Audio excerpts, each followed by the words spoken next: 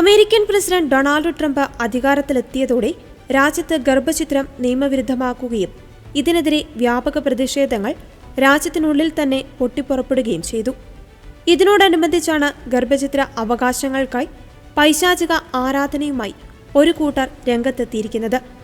എന്നാൽ ഇതിനെതിരെ ശക്തമായ പ്രതിഷേധവുമായി ക്രൈസ്തവരും രംഗത്തെത്തിയതോടെ അമേരിക്കൻ സംസ്ഥാനമായ കൻസാസിലെ ക്യാപിറ്റോൾ ഇപ്പോൾ നന്മയുടെയും തിന്മയുടെയും നേരിട്ടുള്ള യുദ്ധഭൂമിയായിരിക്കുകയാണ്.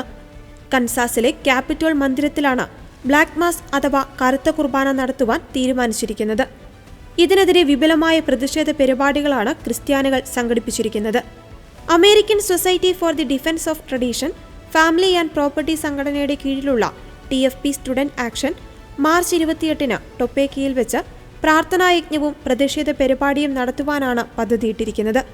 ക്യാപിറ്റോൾ മൈതാനത്തെയും നിയമനിർമ്മാണ സഭയും സാത്താൻ സമർപ്പിക്കുന്നതിനായുള്ള നീക്കത്തിനെതിരെ ശക്തമായി ശബ്ദമുയർത്തുവാനാണ് സംഘടനയുടെ തീരുമാനം. കറുത്ത കുർബാന തടയുന്നതിന് ഇടപെടൽ ആവശ്യപ്പെട്ട് 10,000 ഒപ്പിട്ട നിവേദനം ഗവർണർ ലോറ കെല്ലിക്ക് ഉടനെ സമർപ്പിക്കുവാനും ഗ്രൂപ്പ് പദ്ധതിയിടുന്നുണ്ട്. കഴിഞ്ഞയാഴ്ച പരിപാടിയെക്കുറിച്ചുള്ള ആശങ്കകൾ അറിയിച്ച് കെല്ലി പ്രസ്താവന പുറപ്പെടുവിച്ചിരുന്നു.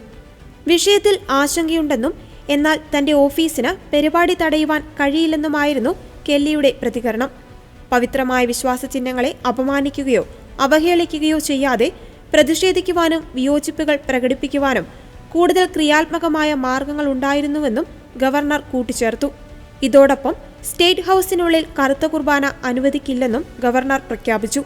ഇതോടെ സാത്താൻ കുർബാന മൈതാനത്ത് നടത്തുവാനാണ് സാത്താൻ സേവകരുടെ നീക്കം.